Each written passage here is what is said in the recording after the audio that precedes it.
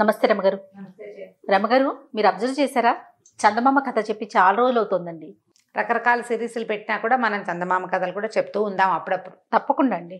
పూర్వం మాధవరం అని ఒక పల్లెటూళ్ళలో అవధాన్ గారిని ఒక బ్రాహ్మణ ఆయన ఉండేవాడు. ఈయన పాపం చాలా పేదవాడు. ఏదో యాయవారం చేసుకున్నాడు అంటే అందరి ఇళ్ళకి పొద్దుటిపూట వెళ్ళి అమ్మ ఈరోజు ముహూర్తం ఇది ఇది అని చెప్పేవాడు.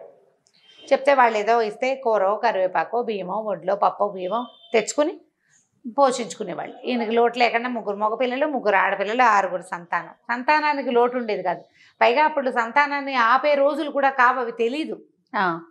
సాలొచ్చి మానుకోవాల్సిందే తప్పిస్తే ఇంకా సంతానాన్ని ఆపటం ఇప్పటి రోజులు కావు కదా. ఏదో చిన్న జీవితం ఎలాగోలాగా ఉండేది. అట్లా మీ పిల్లలు కొంచెం పెరుగుతున్న సమయంలో ఆయన కళ్ళు పోయినాయి. కంటి చూపుకి ఏదో సమస్య వచ్చింది. ఆయన కళ్ళు చూపు లేదు. లేకపోయేసరికి ఏం చేస్తారు? ఎట్లాగొట్లా గెంటిచ్చారు. చివరికి ఒక పాత పూరిపాకు ఉంటే అది కూడా అమ్ముకోవాల్సి వచ్చింది. తర్వాత ఏం చేశారంటే ఆ ఊళ్ళో ఒక ధనవంతుడు, ఒక ఏమన్నాడు వ్యాపారస్తుడు వాకిట్లో ఒక పెద్ద ఇల్లు, ఓ పక్కన చిన్న పంచలాగా ఉంది. ఆ పంచలో నెలకు 4 రూపాయల వడ్డీ అద్దిచ్చి అక్కడ ఉండేలాగా ఏర్పరచుకున్నారు. ఇల్లు వాకిలి లేవు కదా. అదేలేండి. ఈ 6 పిల్లలు భార్య భర్త అక్కడ ఉండేవాళ్ళు. ఈయన కళ్ళు పోయినాయి. ఆయన ఇళ్ళంబడిపడి తిరగలేడు. ఆ ఊళ్ళో ఒక రామాలయం ఉంటే వీళ్ళు ఏం చేసేవాళ్ళు, రోజు పిల్లలు కానీ తల్లి కానీ ఎవరో ఒకళ్ళు ఆయన తీసుకొచ్చి ఈ రామాలయం దగ్గర కూర్చోబెట్టి ఒక గావంచ ఆయన ముందు పరిచి వెళ్ళిపోయేవాడు. సాయంకాలం మళ్ళీ తీసిపోయేవాళ్ళు అనమాట. పొద్దునే కాస్త అన్నం తినేసి వచ్చేవాడు. ఆయన వచ్చి ఇక్కడ కూర్చుంటే ఈ గుళ్ళోకి వచ్చిన భక్తులు పావలావో 10 పైసలో అరటిపండో లేకపోతే కొబ్బరి చిప్పో ప్రసాదం ఏదైనా చేస్తే అదో, అది కాకపోతే స్వయం పాకం ఇస్తారు. బ్రాహ్మడు కదా, ఎంత చెడ్డా పాపం. స్వయం పాకం ఇచ్చుకోవడానికి అవధాన్ గారు గుడి దగ్గర ఉంటాడు కాబట్టి అది పితృకార్యాలప్పుడు అట్లా ఏవో ఇచ్చేవాళ్ళు. పావలా 10 పైసలు పడేవి.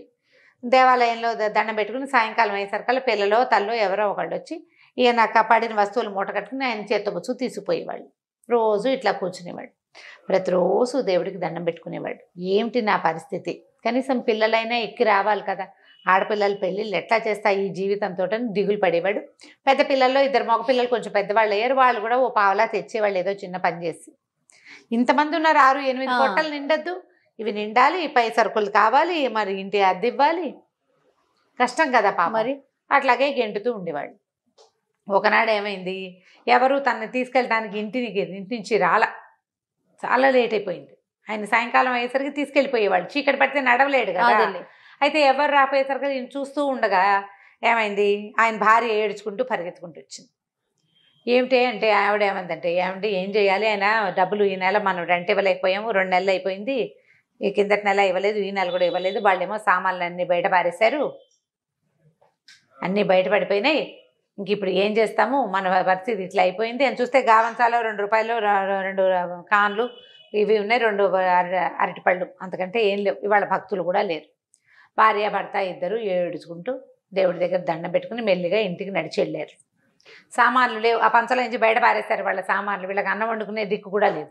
ఇంటికి వెళ్ళాక ఏం చేశారు, అక్కడ దాకా వెళ్ళి బయటపడేశారుగా. ఆ ఎదురుగుండా ఓ చెట్టు, ఏదో పెద్ద చెట్టు ఉంటే దాని కింద ఒక గట్టు ఉంటే ఇవాళకి పొయ్యి ఇక్కడ పెట్టుకుని వండుకుందామని పిల్ల జల్ల అందరూ కలిసి ఆ సామాన్లన్నీ బయట విసిరేసినవన్నీ ఆ చెట్టు కింద కూర్చున్నారు.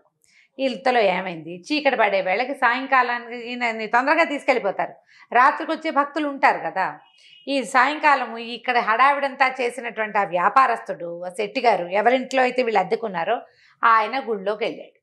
వెళ్ళేసరికల్లా పూజారి గారికి ఏదో చిన్న ఇబ్బంది వచ్చి ఆయన హారతి ఇవ్వకుండా ఇంటికి వెళ్ళాడు. ఈయన బయట కూర్చున్నాడు హారతి తీసుకుని వెళ్ళాలని. ఇంతలో ఏమైందంటే సీతారాములు ఇద్దరూ మాట్లాడుకుంటున్నారు విగ్రహాలు.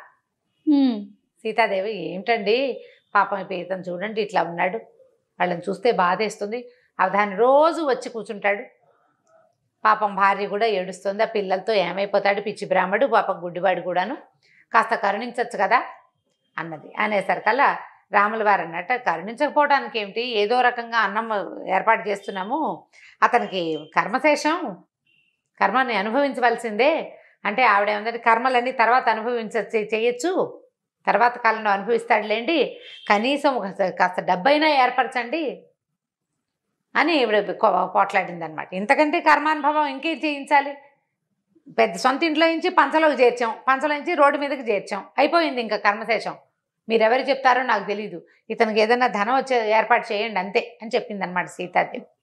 అనగానే సరే ఈయన ఏం చేశాడు, రాములు వారు ఆంజనేయ స్వామి ఎదురుగుండా కనపడుతున్నాడు. సీతారామ లక్ష్మణులు ఇక్కడ నుంచున్నారు, ఆయన ఆపోజిట్ ముందు లో ఉంటాడు. ఆంజనేయ స్వామి ఉంటాడు కదా. ఆంజనేయ స్వామికి హనుమ విన్నావు కదా అమ్మగారి ఆజ్ఞ, 1,00,000 రూపాయలు ఏర్పాటు చేయి వీధ బ్రాహ్మడికి పాపం అంటే, అలాగే ప్రభు అన్నట్టు ఆంజనేయ స్వామి. ఈ మొత్తం మాటలు వినేశాడు శెట్టి గారు. ఇంకేముంది, 1,00,000 వస్తుంది అవధానికి. ఇప్పుడు ఆయన ఇవ్వన్నాడు, ఈయన ఇస్తానన్నాడు అంటే పడేస్తారనమాట. అంతేగా, డబ్బులు ఎలా వస్తాయి లేకపోతే? సడన్ గా ఎలా వస్తాయి చెప్పు? ఎవరైనా పడేసి చేయాలి. వ్యాపారం లేదు, ఉద్యోగం లేదు, పొలం దున్తుంటే ఏదో దొరికింది అనుకోవచ్చు, ఇల్లు కడుతుంటే దొరికింది అనుకోవచ్చు, పునాది తవ్వుతుంటే దొరికింది అనుకోవచ్చు. పునాదులు లేవు, ఇల్లు లేదు, వాకిలు లేదు, ఈయనకి ఎక్కడి నుంచి వస్తుంది? కాబట్టి ఇది కాదనమాట. వీళ్ళకి ఈయనకి అవధానికి డబ్బు ఇస్తారు వీళ్ళే. అక్కడి నుంచి లబలబలాడుతూ పరిగెత్తుకుంటూ ఇంటికెళ్ళి అవధాని గారి కాళ్ళు చేతులు గడ్డాలు పట్టుకున్నాడు. అయ్యో అయ్యో అయ్యో, మావాడు అప్పడు దుర్మార్గుడండి, మా పనివాడు అప్పడు వెంకడు ఇద్దరు పనివాళ్ళు, వాళ్ళిద్దరు కలిసి సామాన్లు బయటపడేశారనమాట. నేనుండగా ఇంత పని జరగనిస్తానా, మీరు ఎంతో మంచివాళ్ళు, వచ్చి ఉండండి, పంచలో వచ్చి ఉండండి అని బతిమలాడితే ఈయనేమో సరే మరి ఏదో ఒకటి కావాలిగా, పంచలోకి చేరారు. పంచలోకి చేరంగానే ఈయన ఏమన్నాడు, 10 రూపాయలు తీసి అవధాని గారి చేతిలో పెట్టపోతే ఆయన నాకొద్దు, నేను తీసుకోను అన్నాడు. కాదు, పోనీ 10 రూపాయలు చిన్నది, ఈ 100 రూపాయలు తీసుకోండి, చేసిన అపరాధానికి నాకు మన్నింపు కావాలి, ఈ 100 తీసుకోండి అంటే, చీచి డబ్బులు తీసుకుని ఆయన, నేను ఎవరి దగ్గర డబ్బులు తీసుకుని ఎరగను, ఈ ఐవారం చేస్తాను అంతే, నేను నీ డబ్బులు నాకెందుకు నాయన, ఏదో ఆసరా చూపించావు, కాస్త రెక్కాడితే రేపొద్దున మీ 2 నెలల అద్దె మేము ఇచ్చేస్తుంటే, అయ్యో అద్దొద్దు ఏమొద్దు, 100 తీసుకోండి అని ఎంతగానో బతిమలాడేసరికల్లా ఒప్పుకోవాలి ఆయన. ఒప్పుకోకపోతే అది కాదండి, ఓ పని చేద్దాం, మీరు రేపు మీ పల్లెల్లో మీ గావంసా మీద ఏది పడితే అది నాకు ఇద్దరు కానీ 100 తీసుకోండి అన్నాడు. ఆయన ఒప్పుకోలేదు. నా గావంసాలో పడ్డది నాది, భగవంతుడు నన్ను కరుణించి ఇచ్చింది, రామార్పణం అనుకుంటాను నేను, అది కూడా రామార్పణమే, రాముడే ఇచ్చాడు, అది రామార్పణమే, నీకు ఇవ్వటం ఏమిటి నాయనా అన్నాడు. పోనీ 100 కాదు 1000 ఇస్తా, మీకు రేపొద్దున పడేది నాకు ఇవ్వండి అంటాడు. రేపు మీ గావంచాలు ఏది పడితే అది నాదనండి చాలు, మీకు 1000 ఇస్తాడు. ఆయన ఒప్పుకోలే. అట్లా బేరం 50,000కి పెంచాడు. 50,000 రూపాయలు ఇస్తాను మీకు, పుచ్చుకోండి, రేపు మీ గావంచాలో పడేది నాకు ఇవ్వండి. ఆయన ఏమంటాడు, గావంచాలో ఏది పడితే అది భగవంతుడు నన్ను కరుణించి ఇచ్చేది, నీకెందుకు ఇస్తాను, అది రామార్పణమే, నన్ను తినమని ఇచ్చాడు, నీకు ఇవ్వనంటాడు. ఇంకా బాగా ఆలోచించి 1,00,000 వస్తుంది రేపు, 50 తోటి ఎందుకు, పోనీ 75 దాకా వెళ్దాం, 25,000 మిగులుతుంది కదా మనకు అనుకుని 75,000 ఇస్తానన్నాడు. అయినా కూడా ఆ పిచ్చి బ్రాహ్మడు ఒప్పుకోలే, కాదన్నాడు. అట్లా చేయకూడదు, వ్యాపారం ఎట్లా చేస్తాను, నేను బ్రాహ్మణ్ణి, నేను నిర్ధనుణ్ణి, భిక్షం అడుక్కునేవాడిని, నా దగ్గరకు వచ్చింది నేను నీకు అమ్ముకోకూడదు, నేను నీకు ఇచ్చేయమంటే ఇచ్చేస్తా, ఇచ్చేయడానికి భయంగా ఉంది, నీకు ఇచ్చేయమని అనకూడదు కదా, అందుకని ఇది ఇస్తానంటున్నాడు. ఏం చేయాలో తెలియలే. ఈ లోపల సావిత్రమ్మ గారు, ఆయన భార్య ఉంది కదా, ఆవిడ అంది, మీరు ఊరుకోండి, ఆయన సైగ చేసి బయటికి తీసుకెళ్ళి, ఆయన అలాగే అంటారు, నేను ఇప్పిస్తాలేండి, మీరు డబ్బులు తెచ్చి ఇచ్చేయండి, రేపు గావంచాలా పడిన ప్రతిదీ మీదే, అమ్మ ఒట్టేయండి అన్నాడు. ఒట్టుకేముంది, నా భర్త మీద ఒట్టు, నా పిల్లల మీద ఒట్టు, రాముడి మీద ఒట్టు. శభాష్, ఎంతో బాగుందిగా. పరిగెత్తుకుంటూ వెళ్ళిపోయాడు శెట్టి గారింటికి. వెళ్ళిపోయి 75,000 రూపాయలు తెచ్చి పోసేసాడు, బాకీ పరిగెత్తుకుంటూ మళ్ళీ పట్టుకొచ్చేసాడు. ఆవిడ ఏం చేసింది, వెంటనే డబ్బులు దాచుకొని జాగ్రత్త చేసుకుంది. సరే నాయనా మంచిది అన్నది. మర్నాడు పొద్దునే అవధాని గారికి స్నానం చేయించారు, తిన్నామని తీర్చిదిద్దారు, తీసుకుపోయి దేవాలయం దగ్గర కూర్చోబెట్టేసరికల్లా సరే ఆ పూట ఏమైంది, ముందు రోజు ఏకాదశి, ద్వాదశి వాళ్ళే జనం తక్కువ ఉన్నారు, త్రయోదశి ఆ రోజున శివాలయానికి జనాలు ఎక్కువ మంది వెళ్తారు, రామాలయానికి ఎక్కువ మంది రారు. ఏమీ రాల. 2 ఏగానీళ్ళు పడ్డాయి. తర్వాత బాగా మాగిపోయిన 2 అరటిపళ్ళు, ఒక సగమే ఇంతే ఉన్న కొబ్బరి చిప్ప పడేసి సాయంకాలం అయిపోయింది. చూస్తే ఏమీ లేదు. సావిత్రమ్మ గారు వచ్చింది, గావంచాలో ఏది పడితే అది మూట కట్టి ఈయన చేతిలో పెట్టేసరికి ఈయన నిర్ఘాంతపోయాడు. ఇదేంటి 1,00,000 పడుతుంది అనుకున్నాం, పడలేదు. చూస్తుంటే సావిత్రమ్మ గారు లేచి భర్తను తీసుకెళ్ళిపోయింది. ఇంకా అక్కడ గావంచాలేదు, ఏం పడుతుంది, ఆవిడ తీసుకెళ్ళిపోయింది. ఈ లోపల పొద్దున్నే భర్తను ఇక్కడ కూర్చోబెట్టి ఆవిడ ఊళ్ళో ఇల్లు వాకిలి ఏర్పరిచేసుకుంది. ఒక 5-6 వేల రూపాయలకి ఇల్లు కొనేసుకుంది, పిల్లలకి ఇంట్లో కావాల్సిన సామాన్లు కొనేసేసింది, డబ్బులు ఎక్కడెక్కడ దాచిపెట్టాలో మధ్యాహ్నం సాయంకాలం 4 అయ్యేసరికి మొత్తం ఏర్పరిచేసేసి పిల్లల్ని ఎలా తీసుకుని వెళ్ళిపోయి. ఈయన ఏం చేయాలి, 75,000 రూపాయలు ముందు రోజు రాత్రి పోసేసాడు, బికమహ వేశాడు. సరే ఆలోచించాడు, రాముడిని నేను నిలదీయాలనుకున్నాడు. ఓకే, లోపలికి వెళ్ళాడు గుళ్ళోకి. రాముడు వైపు చూస్తే ఆయన చిదానంద సిద్ధివిలాస స్వరూపం చూస్తున్నాడు. ఈయన కాదు, ఈయన ఏం చెప్పాడు, హనుమ డబ్బు ఇవ్వు అన్నాడు. హనుమ ఇస్తా అన్నాడు కాబట్టి వెళ్ళి ఆంజనేయ స్వామి దగ్గరికి వెళ్ళాడు. ఆంజనేయ స్వామి దగ్గరికి వెళ్ళి ముందోసారి దండం పెట్టాడు. ఏమన్నా పెద్ద మనిషి అయ్యా నువ్వు మహారామభక్తుడు అని చెప్పుకుంటావు, ఆయన పక్కన ఇమ్మన్నాడు, నువ్వేమో ఇస్తానంటివి, ఏం పడింది, కుళ్ళిపోయిన అరటిపళ్ళు ఇప్పించావు, అంతకంటే ఏమైనా ఉందా అన్నాడు. అనేసి ఏం చేశాడు, మనం ఉద్రేకం వచ్చేసరికల్లా అవతల వాళ్ళ మీదకి వెళ్ళిపోతాం. ఇది దేవుడితో సంభాషణ కాదు, వ్యక్తితో సంభాషణ అంతే అని చెప్పేసి ఇట్లా విసురుగా మాట్లాడుతూ ఏం చేశాడంటే ఆంజనేయ స్వామి విగ్రహం మీద చెయ్యేసాడు.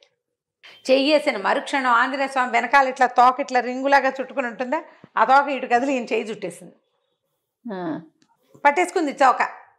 అక్కడి నుంచి ఈ తోక వదలటం లేదు. ఇంతలో రాముల వారి శబ్దం వినపడింది. ఆ హనుమ నిన్న చెప్పిన పని ఏం చేసావు అని. ఆంజనేయ స్వామి వెంటనే చెప్పాడు, 75,000 నిన్న రాత్రే ఇప్పించేశాను ప్రభు, 25,000 ఇస్తే గాని వదలను మరి అన్నాడు. అనేసరికి ఇప్పుడు ఏం చేయాలి, ఆంజనేయ స్వామి పిచ్చి వేషాలు వేస్తే ఏం చేసి గదుతుంది ఎత్తి మీద ఒకటి కొడతాడు అంతే కదా. కాసేపు నుంచున్నాడు, ఆయనకు అర్థమైపోయింది ఇది లాభం లేదు, నా తోక తన్ని ఎంత విదిలించుకున్నా అదేమో రాతి విగ్రహం, ఆ తోక ఎట్లా చుట్టుకుందో తన్ని ఎలా పట్టిందో అర్థం కాలేదు. ఇక లబో దిబో కేకలు పెట్టాడు పూజారి గారు. అదేమిటండి అలా అయిందంటే అది అలా ఎట్లా అయిందో తెలీదు. మా పని వాళ్ళని ఎవరినైనా పిలవండి అంటే పూజారి గారు పరిగెత్తుకుంటూ పోయి ఊళ్ళో అందరినీ పిలుచుకొచ్చాడు. మరి ఇలాంటి వింత జరిగితే ఊరుకుంటారు, పని వాళ్ళని పిలుచుకొచ్చారు. ఒరే ఇంట్లో అమ్మగారిని అడిగి ఎనపెట్లో 25,000 రూపాయలున్నాయి, అవధాని గారింటికి పంపించి రండిరా అన్నాడు. ఓకే, ఇంకా వేరే దారి లేదు, ఊళ్ళో జనం అంతా చూస్తూనే ఉన్నారు ఏం జరుగుతుందా అని. సరే వాళ్ళు పని వాళ్ళు ఇద్దరు పోయి అప్పడు వెంకడు అమ్మగారి దగ్గరికి వెళ్ళారు, 25,000 తీసుకున్నారు. అవధాని గారు ఇల్లు కొనుక్కున్నారు అక్కడెక్కడో, వాళ్ళ ఇంటికి వెళ్ళిపోయారు. అక్కడికి పోయి పరిగెత్తుకుంటూ అక్కడ డబ్బులు ఇచ్చేసామండి అని వచ్చి చెప్పాక తోక అప్పుడు తోక వదిలింది. జనం చూస్తుండగానే తోక వదిలిపెట్టింది అనమాట. బతుకు జీవుడా అని వెధవ ఆశపోతానానికి నాకున్న ఆస్తి చాలదు, బ్రాహ్మడికి 100 రూపాయలు ఇద్దామని లేదు, 4 రూపాయల అద్దెకి వాళ్ళని రోడ్డు మీద పెట్టినందుకు కదా ఇది జరిగింది, ఈ 1,00,000 ఇవ్వాల్సి వచ్చింది. ఊళ్ళో జనమంతా చూశారు. ఇప్పుడు తన అవధాని గారికి డబ్బు ఇచ్చిన సంగతి అందరికీ తెలిసిపోయింది. దాంతో నోరు గట్టిగా మూసుకుని ఊరుకున్నాడు, బుద్ధి తెచ్చుకున్నాడు. మరి అంతే, బుద్ధి వస్తుంది క్రమంగా. కథ కంచకి మనం ఇంటికి. సూపర్ రమ్మగారు, చాలా బాగుంది కదా, ఎక్సలెంట్. ఇంకో స్టోరీతో మళ్ళీ కలుద్దామండి. నమస్తే.